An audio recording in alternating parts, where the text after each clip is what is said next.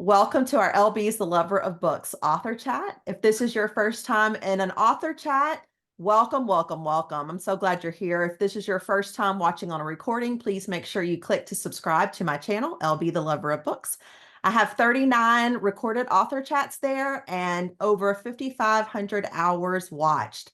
So lots of readers out there enjoying these wonderful authors and how much insight they give us. I'm betting you find more that you've read. So check it out, leave a comment, and let me know what you think. Now to introduce this last author of our author chat series of 2023. And yes, we're going out with a bang.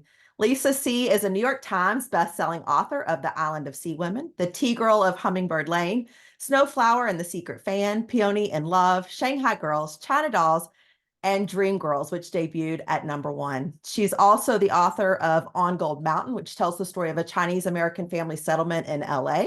She was the recipient of the Gold Spike Award from the Chinese Historical Association of Southern California and the History Makers Award from the Chinese American Museum. She was also named National Woman of the Year by the Organization of Chinese Women, American Women. But we are here to talk about her newest novel, Lady Tan's Circle of Women. And I know we're all excited to hear so much from her. So I'm just going to go ahead and kick it off. Thank you so much, Lisa, for joining us. I know, this is right after the work hour in LA. So thank you so much for being here. And if you don't mind, can you, if someone hadn't read this novel, just give us a little blurb about how you describe it. Well, it's based on the true story of a woman doctor, Tan Yunxian, in the Ming Dynasty.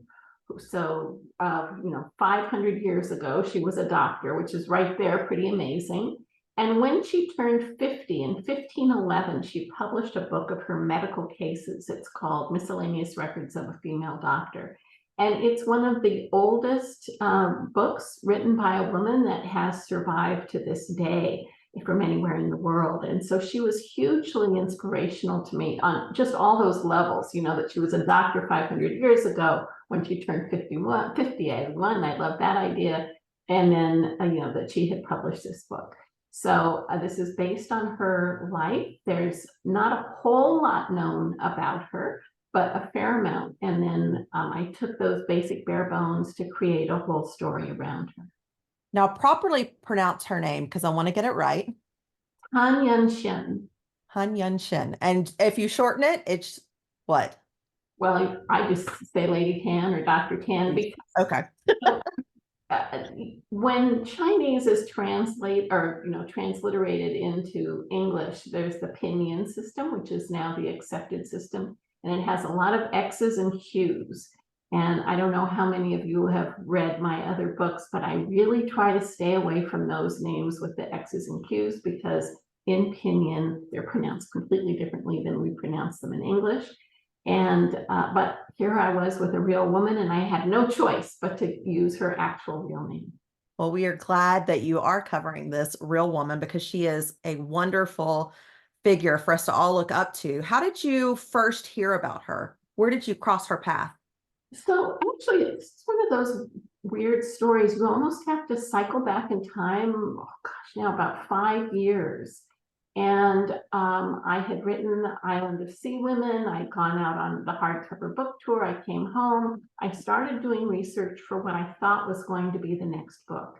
And it was something I'd been thinking about for about 10 years. That's not uncommon for me. I do think about books for a really long time before I decide this is the one. With Island of Sea Women, it was 8 years. With Tea Girl of Hummingbird Lane, it was 20 years.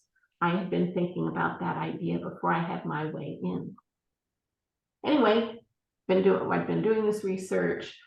A year goes by. I head out on book tour for the paperback of Island of Sea Women. I left on March 10th, 2020. And I went to 5 days. And then the tour was canceled. I was sent home. The country shut down and then the world shut down. And all of the libraries were closed. All of the research libraries were closed. All the archives were closed. And China was closed. So there was no way I could work on that story. And I just have to say, I don't know about all of you, but I didn't handle that time very well. Being home 24 hours a day with my husband was kind of a challenge. And I didn't have a project. So I just have to say, like I said, I just didn't handle it very well. And I was moping around and I just didn't know what to do with myself. And there are only so many closets you can clean out, And then it was all the way in October of 2020. So a lot of months had gone by and I was walking by here and you can't really see it, but I have a whole wall of research books here. And I probably walk by there 10 times a day. But I was walking by and the spine of one of the books popped out at me. And I really don't know why, because it was a gray jacket with slightly darker gray lettering. But it's not just that it popped out at me, it was like it jumped off the shelf into my hands. And Reproducing Women, Pregnancy and Childbirth in the Ming Dynasty. And I opened it up. Not only had I had this book on my shelf for 10 years and had never read it, I had never even opened it. When you open a new book and it crack. So I thought, well, here we are in the middle of a pandemic. My life is over. I might as well sit down right now and start to read it. And I did. I sat down right over there, started to read, and I got to page 19 and there was a mention of Tan Yunxian. And I just thought, very interesting. So I set the book down. I came over here to look her up and discovered that her book was still in print, not just in Chinese, but also in English. And I am a huge supporter of independent bookstores, but on that day I may have ordered from her.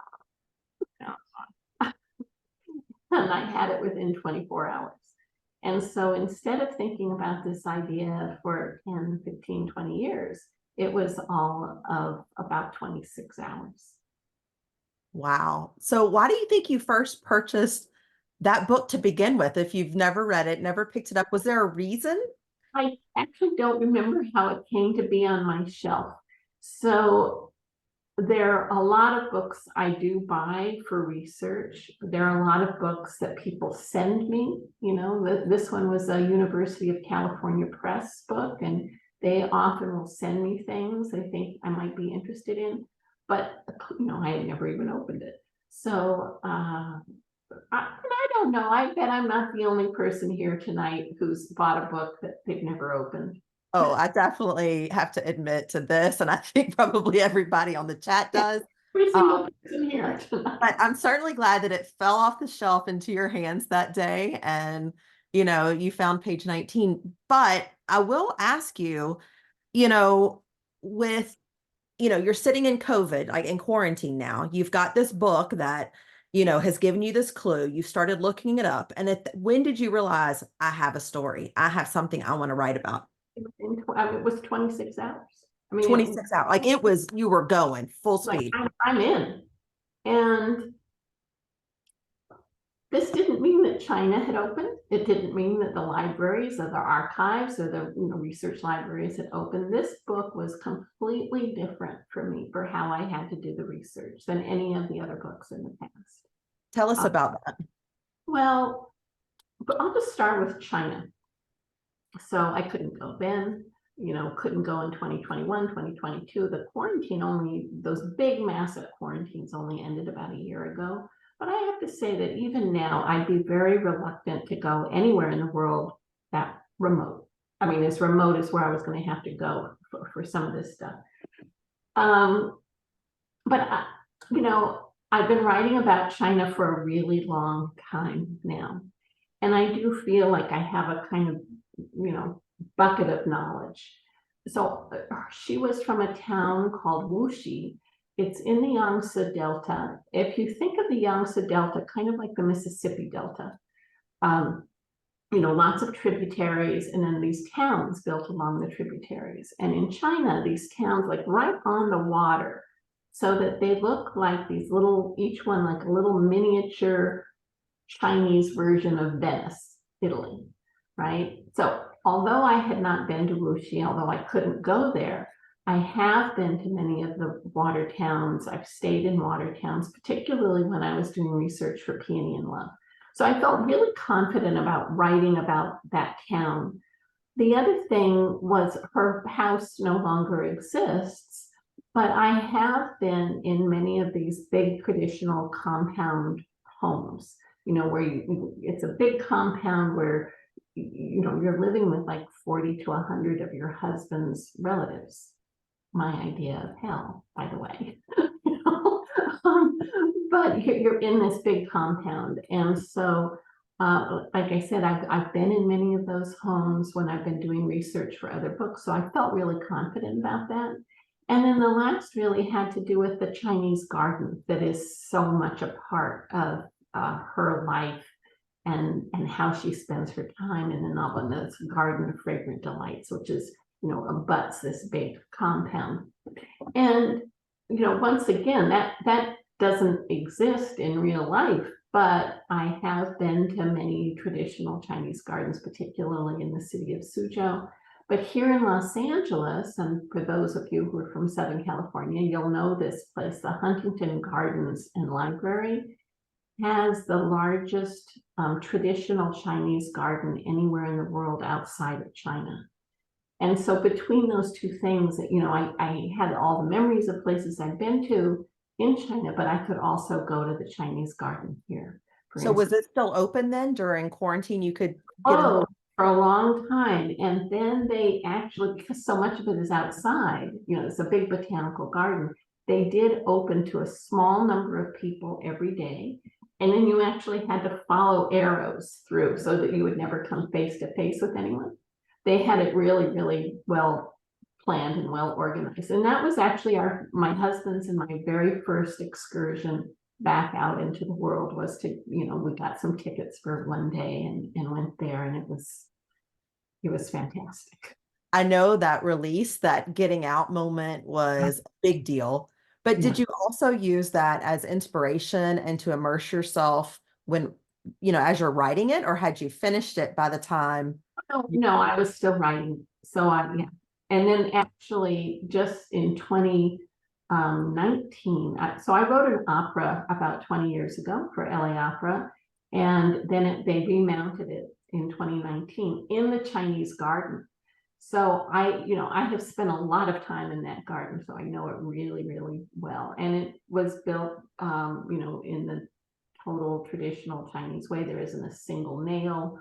All of the plants are, the right thing. They brought over these crews from China who knew how to do all the carving and painting and everything. So it's, like I said, it's the largest traditional garden outside of China, anywhere in the world.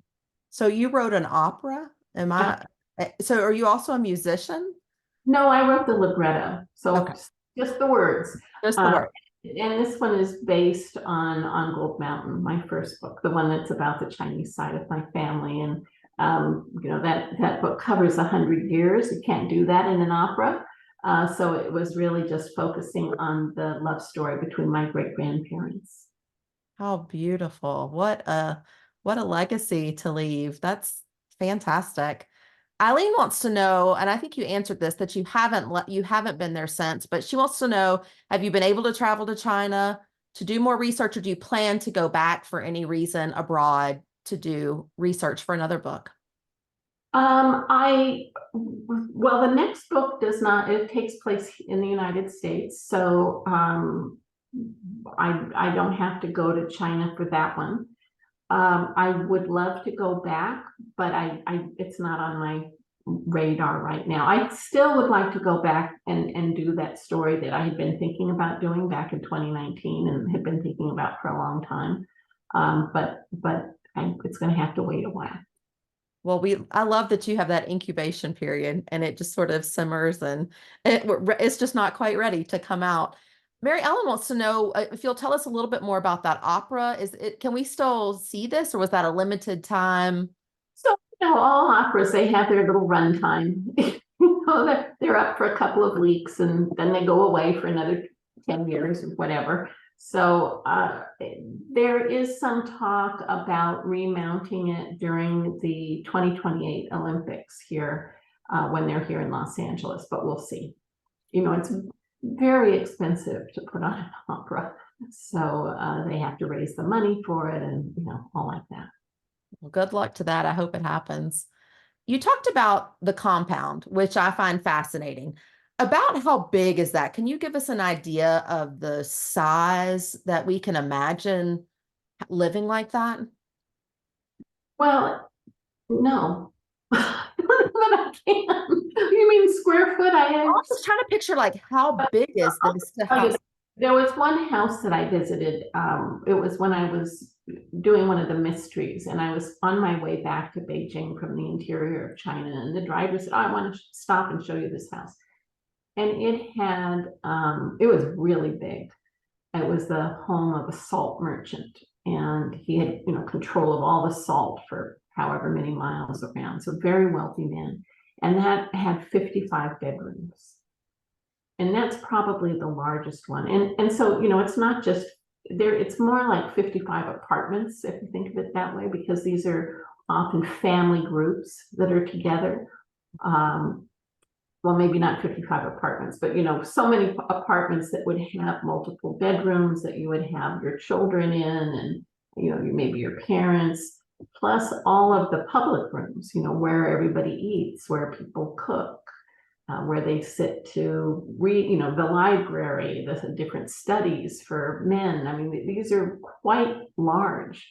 And it's almost like a small town, right? Because it's surrounded by a wall, so you're really protected. And of course, some are a lot smaller. The one that I wrote about in Island of Sea Women, there are only like 40 people living there, plus the servants.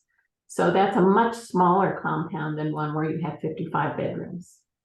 And so with that, I mean, you're writing about people moving in and out of this. Do you have a drawing? Like, do you like to have a map of the layout, or is that just something you automatically can envision?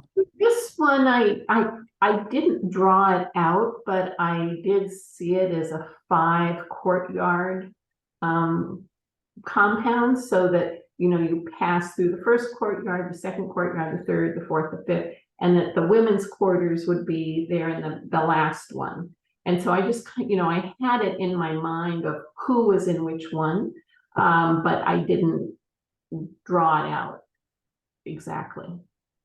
Well, I would love to know what your writing process looks like, because we're 26 hours in, you're going full steam ahead. What does that look like? Are you outlining? Are you just starting off immediately with dialogue? Where do you head? So for me, a book takes about 2 years. The majority of time is spent on research. The least amount of time is the writing, actually, and the editing is somewhere in the middle. But far and away, the most amount of time is on the research. And like I said, this book, I had to do it very differently. But I look on the internet to see what I can see. Obviously, you have to be very careful what's out there. Because I couldn't go, well, I'm not going to tell you all the things I did, but what I will say is, as I'm doing the research, I find things. So I started, of course, with the facts of her life: the year she's born, when she went to live with her grandparents, the year she, gets married when she's 15, publishes this book when she's 50. These are, she lived to be 96, I believe. So these are the dates that I know, and with events that I knew about. But then I start to do other research about the time, about her family, about the time period, about medicine, about what people wear, who the emperor is, all the kinds of research you can, what people ate, all the kinds of research that you could imagine. And as I'm doing that research, I find stuff, so there are these moments where I just think to myself, I'm going to use that. So in this book, there are 3 that always come to my mind right away: the story of the worm, the message that's written on the baby's foot during labor, and then the midwife who miscarried in front of the empress. Now, these things did not happen to the real Tan Yunxian. Mei Ling, the midwife in the novel, is a made-up character. But all 3 of those stories happened to real women.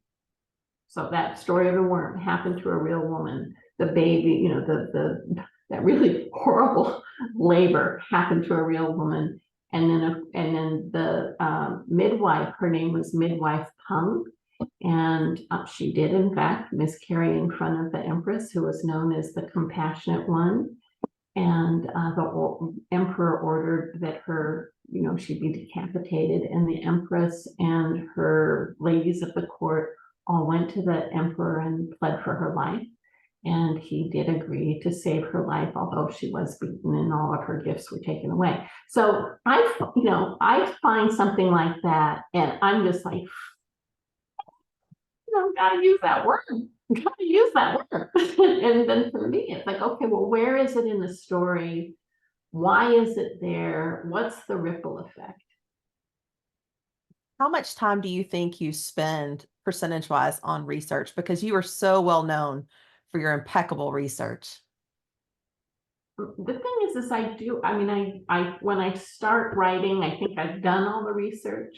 I think, oh, I'm squared away, I'm done, don't have to, but there are always things that come up as I'm writing.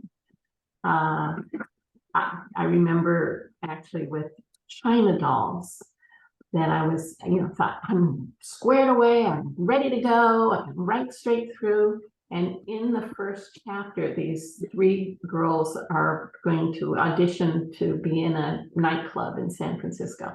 And they've gone into the ladies' room and are changing out of their street clothes into their little homemade tap outfits. And I just had this thought of, I wonder what they're wearing under their street clothes. Because that book starts in 1936, I believe. And, they didn't have panties like we have panties. And the bra had barely been invented. And so I totally went down the rabbit hole researching the history of women's underwear for like 40 hours. I just became a, expert on the history of women's underwear for a couple of weeks and then, moved on with life. And so with this book, the same kinds of things that happen. There was the point where she's traveling up to Beijing on the Grand Canal. And I just had this feeling, she's pregnant. And I just felt like, she really needs to write her husband a letter. But could you write and send a letter in the Ming Dynasty? Did they have a postal system? And so once again, I was, just like, I have to find this out. And like I said, all the libraries were closed, all the research libraries were closed, but I was reaching out to different scholars. And one of them said, oh, I know just the person for you to talk to. He's a professor in British Columbia who has spent the last 10 years researching the history of the Ming Dynasty postal system. So it turned out, no, she could not have just written a letter and sent it so easily, but at least then I had the answer of why she couldn't, because, I wouldn't want readers to say, why doesn't she just write her husband a letter, for heaven's sake? So sometimes I'm trying to anticipate what readers would, or what I as a reader would think.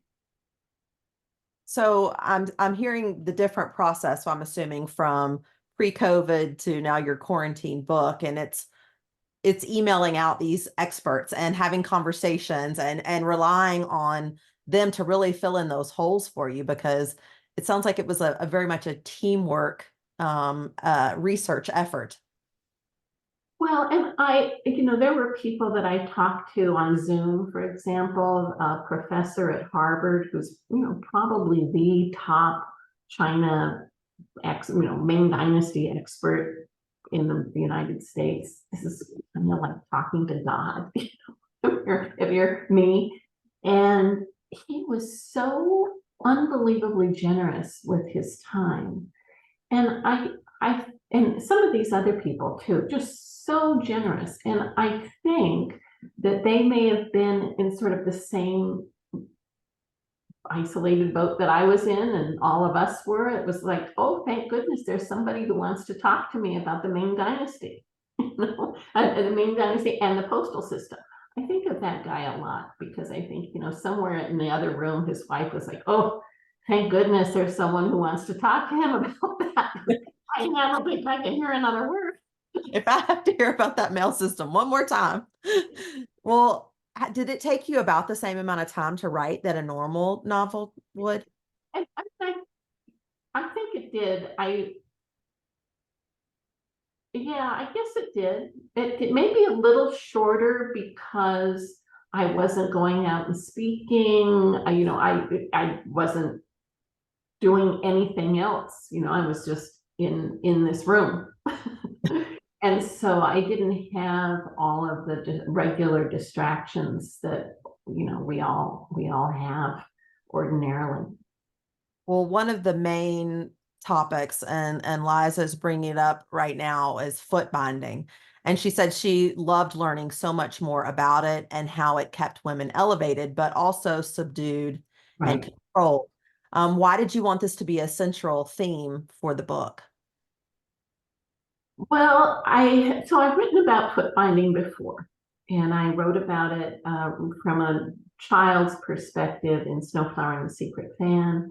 In Peony and Love, I really sort of thought more about a mother who's doing this to her child and what this mother would go through to inflict such unbelievable pain on her daughter. But this time I really wanted to focus on the fact that this was a lifelong project. It's not just that you go through the process of foot binding when you're 5 years old for 2 years, but you had to take really good care of your feet for the rest of your life. And so, obviously, Respectful Lady, Tan Yunxian's mother, dies in the first chapter. It's not a big spoiler. We But do have spoilers. Everybody here is. taking care of her feet. She hasn't cared for them in the proper way. And later there are the two concubines, and there's some boys running by, and they're bumped, and one of them breaks her leg, and then that's really the end of her. It's not she doesn't die, but there are really severe consequences for her. So I wanted to really look at that aspect of it, that this was something that was, stayed with a woman for the rest of her life. And also like what that meant even in a marriage, or what that meant if you have to go out in the world for one reason or another. She goes out, and the scene where she goes to meet the brick and tile maker. So that is a real case that the real Tan Yunxian had, was this brick and tile maker. There were two. I mean, most of her cases are the elite women and girls who live in the family compound, plus the servants who take care of them. But there are a couple of other exceptions, and the tile maker is one of them, and the woman who holds the tiller on the ship. So I kept thinking about this. I mean, it just really intrigued me that here you have a woman who really follows Confucian thought in many ways. She's married out when she's 15 in an arranged marriage. She has all of her 4 children. She takes care of her husband's compound. And yet somehow she did get out in the world. At a time when Confucius said, a good woman is an uneducated woman. A good woman will never take more than 3 steps beyond her front gate. And yet here she went out. So I really spent a lot of time thinking about how she met those 2 women and creating stories around, because nobody really knows how she met them.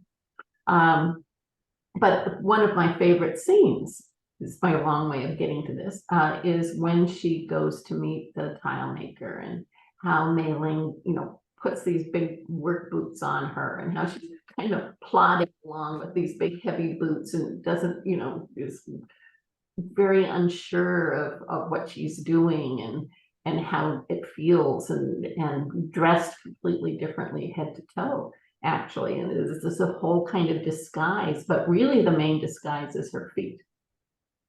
Yeah, I loved that scene. And Mary Ellen said that she felt like this book made foot binding even more real for her than it had ever been before. And it was horrifying. For me, it was the sound, immersing us into those senses. You use smell for other things, but the sound of that bone breaking was eerie. Yeah. And to think of doing that, to your own child must just it must have been so hard. And yet this was the one thing a mother could do to possibly give her daughter a better chance at life. I mean, what were the other alternatives?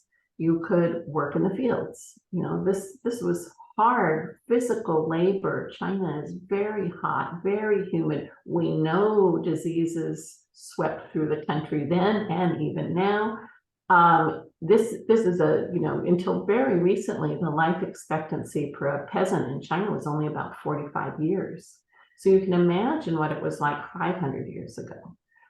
You could be sold by your family to become a concubine, a courtesan, a prostitute, maybe a secondary, you know, third, fourth, fifth wife. You don't have any choice in that. You know, you're going where they tell you to go, and if you're unhappy, too bad. That's your life. People own you. And then the other choice was to become a little daughter-in-law. And my own family had these. And what happened was, you know, a poor family would sell a little girl at about age 5 to another family where she would do little chores and things like that. But as she grew up, her main purpose was to be the sexual plaything of the men and boys in the family. So if these are the choices for your daughter, or you could bind her feet and she might marry into a better family, an elite family, you know, what would you do? Right. And the statistics of the 1 in 10 Yeah, even dying from I mean, there's risk even in that choice right, that the mother has to make. And it's constant instruction on taking care of those feet. right. Why do you think the mother did not? Why do I think her mother didn't in the Yes. story? Well, I think later, you know, when during the smallpox epidemic and the grandmother and Miss Zhao come to visit, and they're really pushing her to, you know, don't think what you remember as a little girl, think about this as now as an adult and how you would view it. And that it seems to me that her mother stopped caring for her feet because she was so brokenhearted about the death of her sons. Well, it was very touching. And I think the parts where you talk about how women are supposed to be so uneducated, yet the complete opposite of her grandparents, Mm.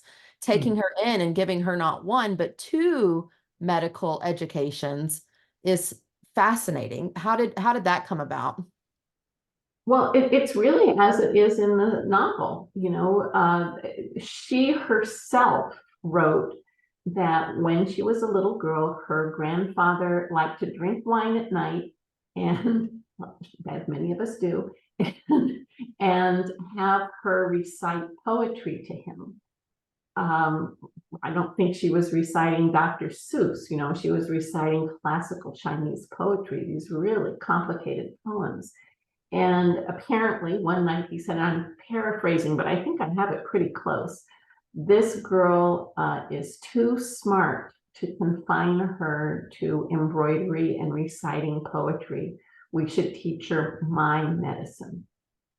And he was a literati doctor. He retired from the board of punishments and had become, you know, a literati doctor is someone who becomes a doctor by reading books.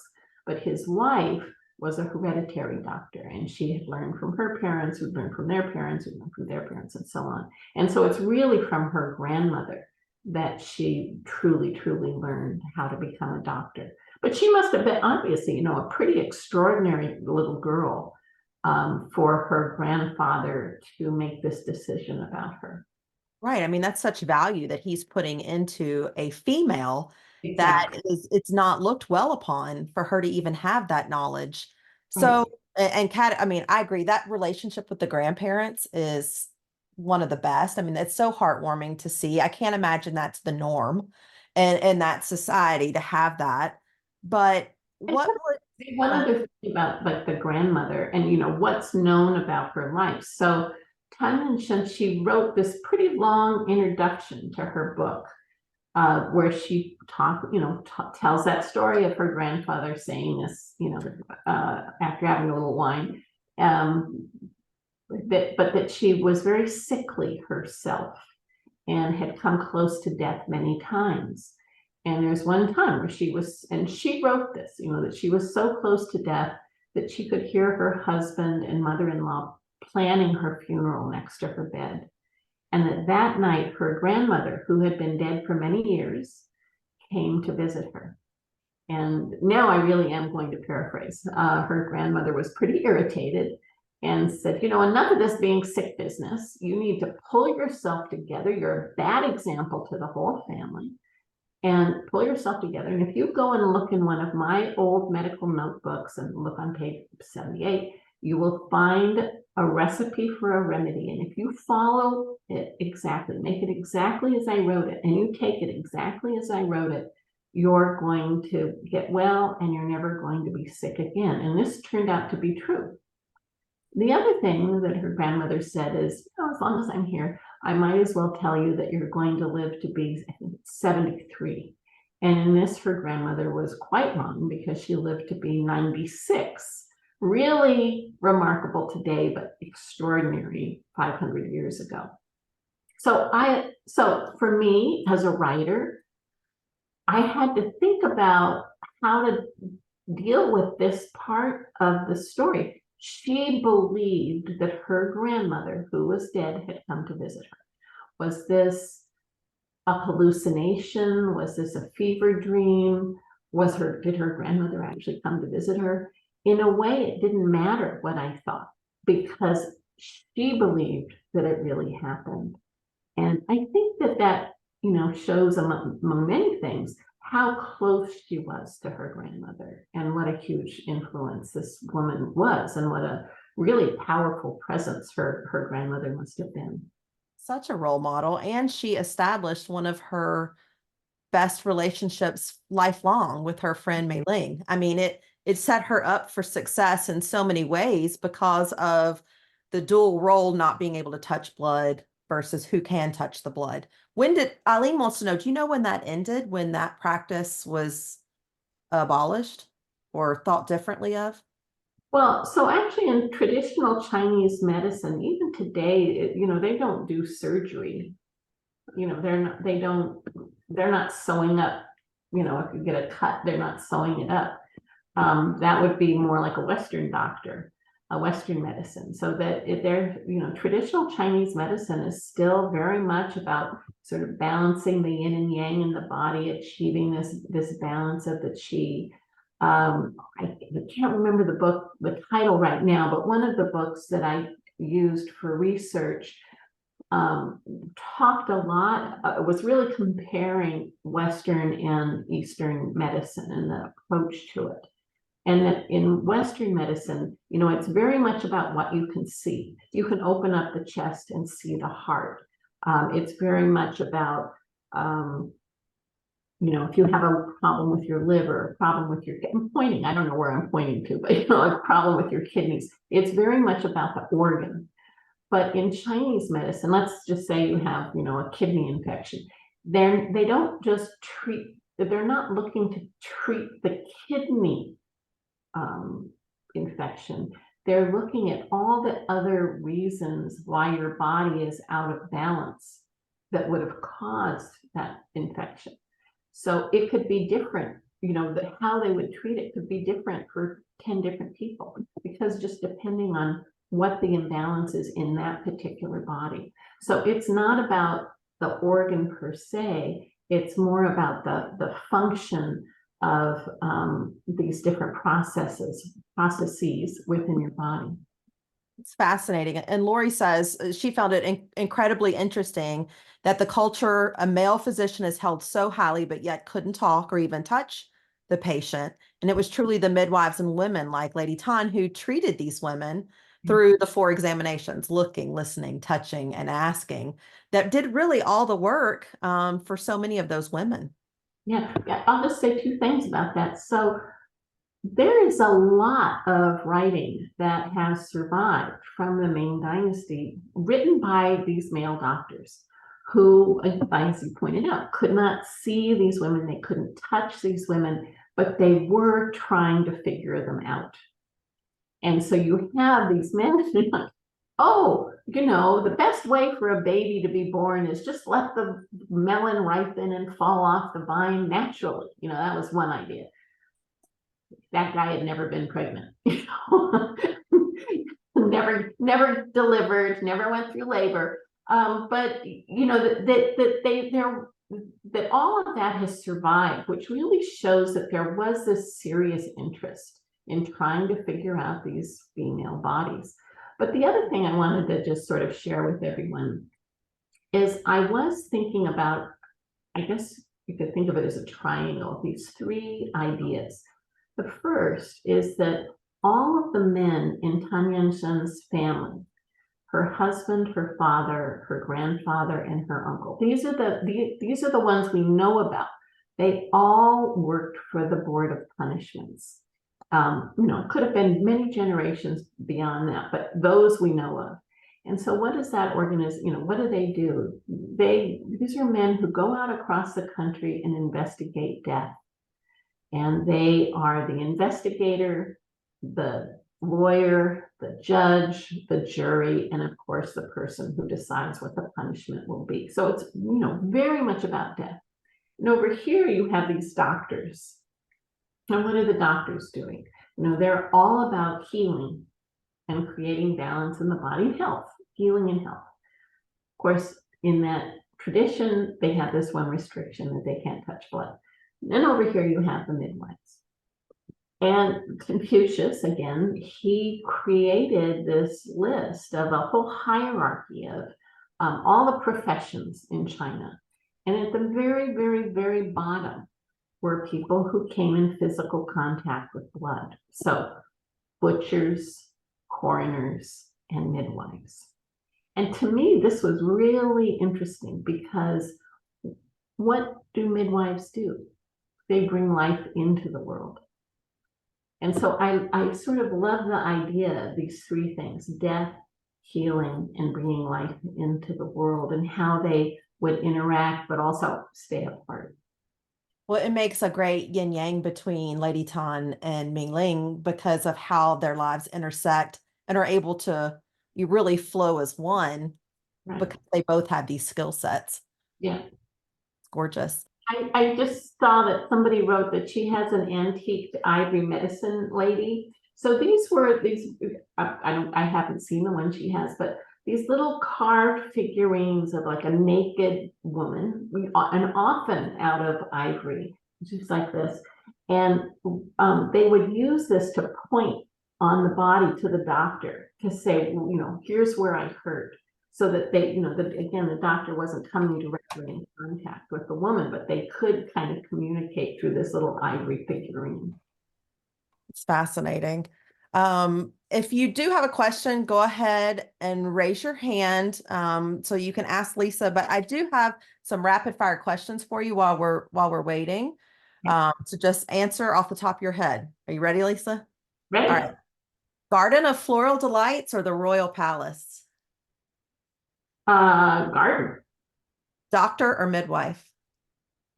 Ooh, doctor. Research, writing, or editing? Doctor. I don't want to be like Dr. Wong. No, you get to pick which doctor. All right, research, writing, or editing? Research. For Grandmother or grandfather? Grandmother. Milk, hairpinning, rice and salt days, or the time of sitting quietly? Sitting quietly because you're free to do what you want. Perfect. Do you have a favorite flower? Peony. Beautiful. Are you a morning glory or a nightshade? Morning. And what is your favorite Lady Tan scene? Well, I don't have that on the top of my head. I mean, there are a lot of them, but I think, mentioning the one about when her grandmother came to visit her, that was I loved that because it was based on this real thing that happened, but it's so fanciful. So how to make it feel real. So that was a real challenge for me. And so that makes it, fun as a writer. When you wake up in the morning and think, ooh, I'm just okay, actually, without question, the worm. You take it back, it's the worm. I mean, I was so waiting to get to write that, and it's so far at the end. So, especially as I was getting to the end of the book, I was like, oh, I know it's coming now. I know I get to finally write that. Well, and also so much is about friendship. So who is your literary best friend, your BFF? I don't have a literary one necessarily. My mom was a writer and we were very, very, very close. Actually, not just as mother and daughter, but as writers. Um, that was she was like a lifelong mentor to me. Oh, that's beautiful. All right, we are going to go to some readers. And Kat, you have a question. So go ahead and ask. Yes, thank you. Hello, can you hear me? Perfect. Okay. I have a question regarding the relationship between Yunxian and her father. At the start of the book, she last saw him when she was 8 years old and then sent to live with her grandparents after her mother's death.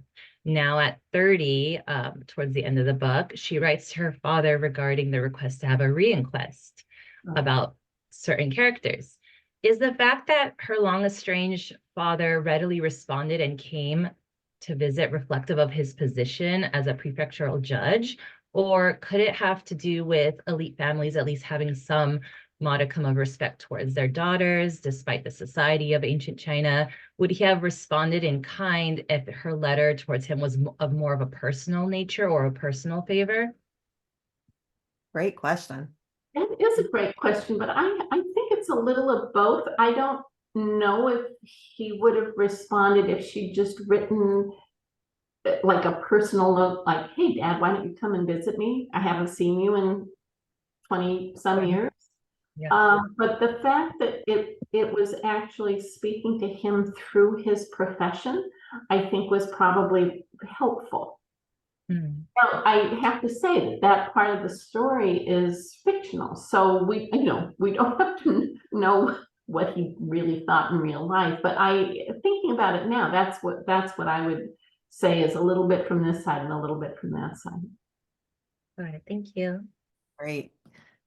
Great question. All right, Mary Ellen, we're going to go to you. So go ahead and ask your question. Okay. Hi, Lisa. Um, I have two questions actually, because I don't think I haven't read all your works. I've read a lot of them. I don't know that I've read any mysteries. That was new to me. Have you written very many of them?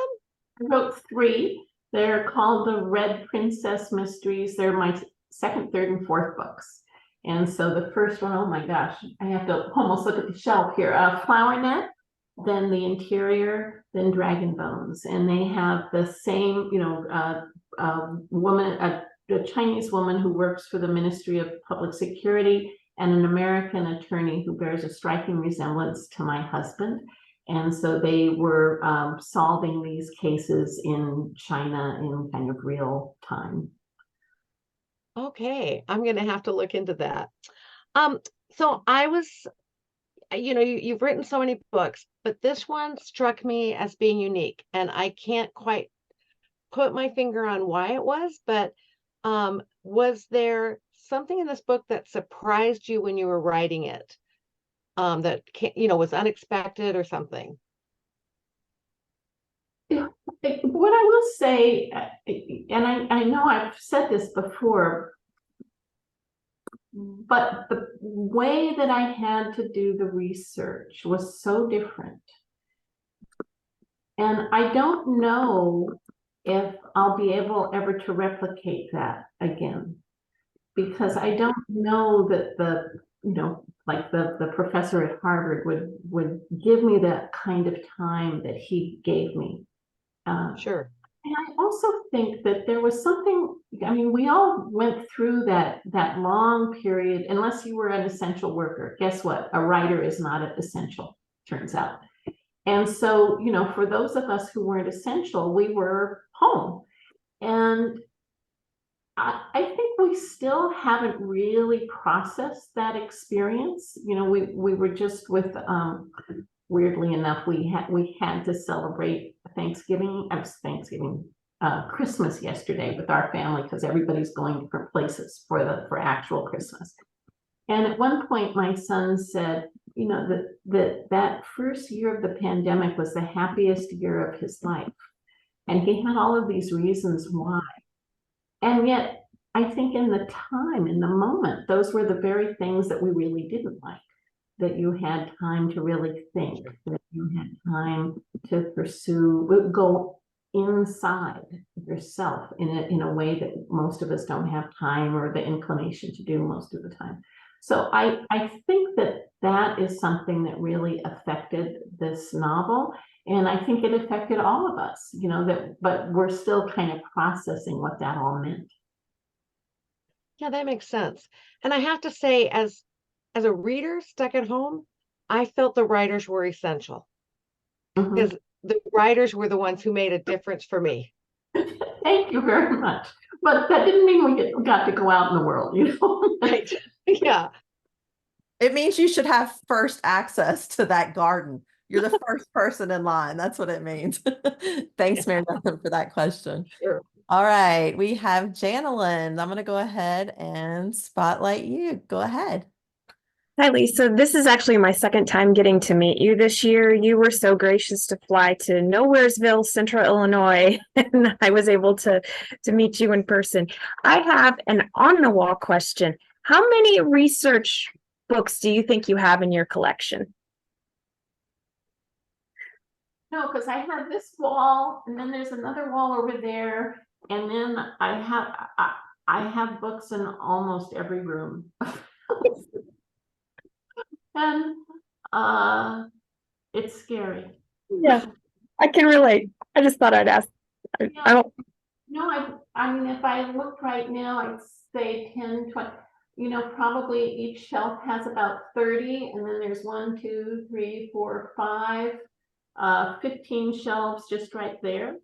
So, you know, probably like 1,000 maybe. Yeah, a lot. So thank you. Who knows what book's going to fall off into your hands next, is all I have to say. I'm kind of excited about that. All right. I don't know your name, Zoom user. So if you can introduce yourself, that would be great.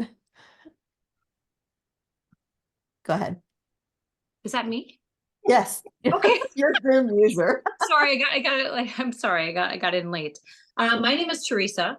And I love the book, read it with my sister. She's a midwife, and we were going back and forth with this book. Just really, really amazing. And I guess we went through so many emotions in reading this, coming from it from different angles. Her as a practitioner, mine as a mom, as a sister, you know, what kind of emotion as you're writing these types of things are you going through? Is this something, I mean, because I mean, again, a lot of strong emotions felt as the reader. So I was just curious about that.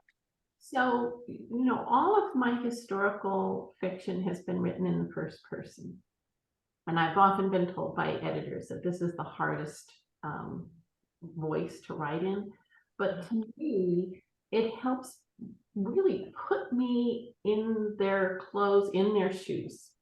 Sure.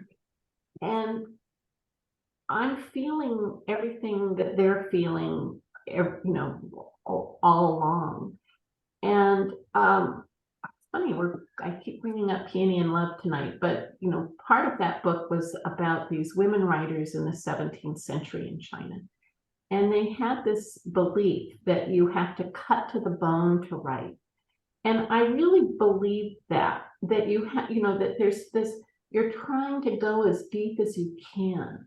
And that's what I'm trying to do. I don't know that I always accomplish it, but that I'm trying to see how much I can get to how close I can get to these different emotions, to these different relationships, you know, how close to the bone can I get? And to do that, I have to kind of experience it myself. Okay. Well, you did very good. Great question. Some of that is my imagination. Some of it is stuff that's happened in my life. You know, my mom died a couple of years ago. my dad died right as I was finishing the editing of this. So, real life, I wrote about smallpox in this book and variolation, but, we were certainly living in a pandemic where issues about vaccination were really important.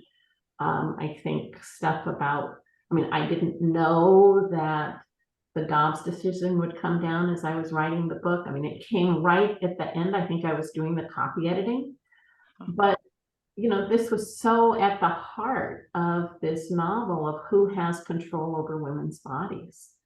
And I think this is something that they were talking about in caveman days. They were talking about it in Tan Yunxian's lifetime. We're talking about it right now today. And I suspect that 500 years from now, when or whenever we're all living on Mars, people are be arguing. Yep.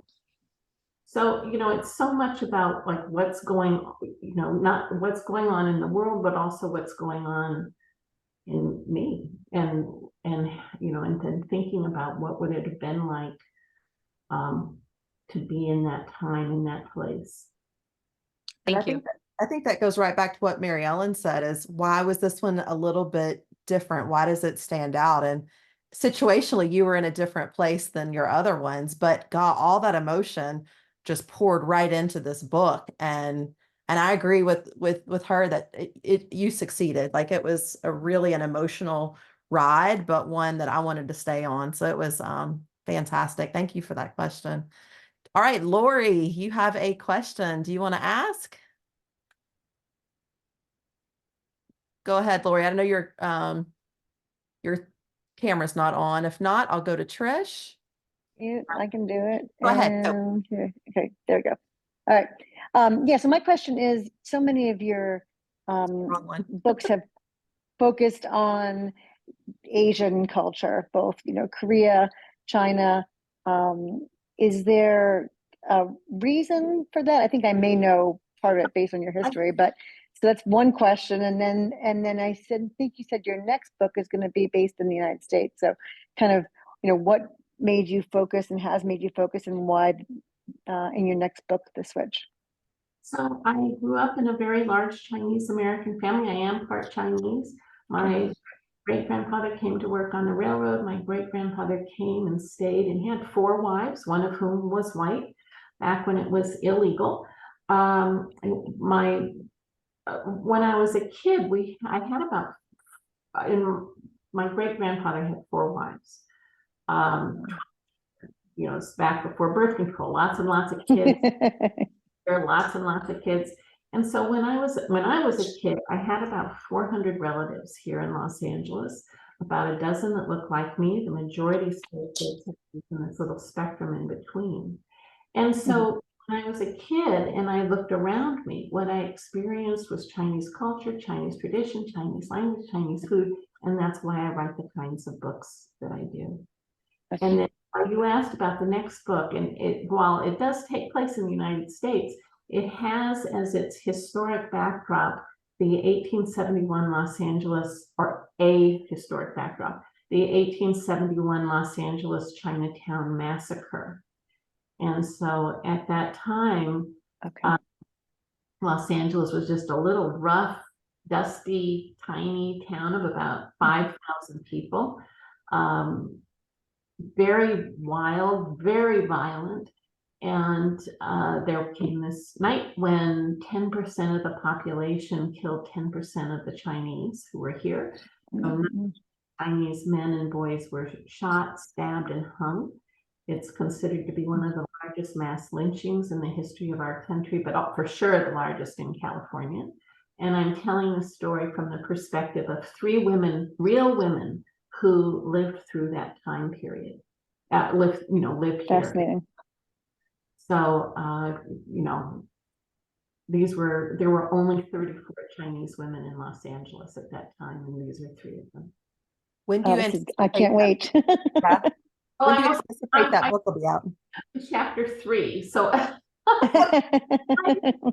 be further along. I'm gonna guess it's got to be about 2 years from now. We'll be waiting. Thanks so much. Exactly. For that. All right, we have one last question, Trish. I'm going to give it to you. and go for it.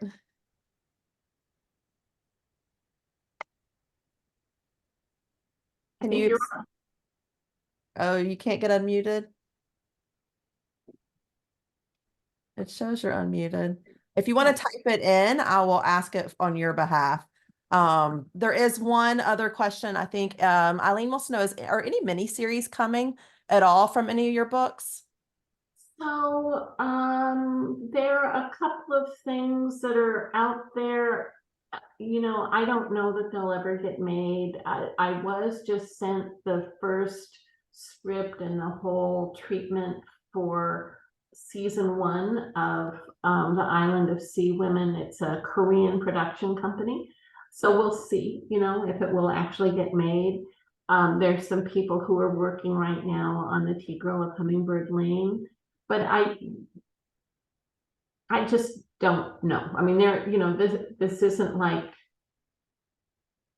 well, I love lessons in chemistry, so it's not like putting together lessons in chemistry where, you know, you have recognizable names. It's pretty easy to put the set together. It's easy to put the costumes together. You know, my books are true period. I mean, that was a period piece, but not a period piece that's so far in the past in a whole other country and all of that. So, you know, I always get the question from producers, you know, who's the person that we can hire to be in this show who's like, you know, as recognizable as Meryl Streep? Who knows? Well, we hope to see some of this on the screen. And thank you, Lisa, so much for joining us. Readers, thank you so much for joining. Please make sure and check out her website. She has so many great resources there. And also, she's on Instagram, so you might want to follow her there as well. If you can follow me, LB, the Lover of Books, you'll find me on Facebook, Instagram, BookTube, for all things reviews, recommendations, and author chats. As I mentioned at the beginning, this is our last author chat of 2023, but never fear, we have lots more great authors coming your way. So first up, well, not first up, I'm not sure who's coming in January. We're still waiting on some dates, but I do have Amanda Peters, who's a debut author for The Berry Pickers. That was a Barnes & Noble Discovery pick. I have Amy Jo Burns, recommended by 3 of our previous authors, Laura Spence-Ash, Patty Callahan-Henry, Tracy Lang. And then also we have best-selling author Lisa Jewell for her book of the month pick. None of this is true. And I just found out today, hot off the presses, Allison Pataki is going to be here to talk about Finding Margaret Fuller. And there's going to be a lot more in between all of those authors. So please come back. Hope to see all of you on here. If you know of an author that you would like to chat with, let me know.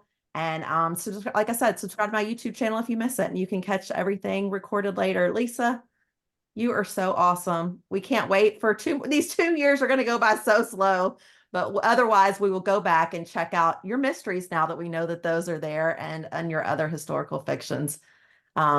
Just thank you so much. We really appreciate this. Thank you so much for having me. I hope you have me back, and happy everybody. Oh, you will definitely be back. We'll be following up, and let me know what's coming your way. Okay. Bye, everybody. Have a great night. Thank you. Bye-bye.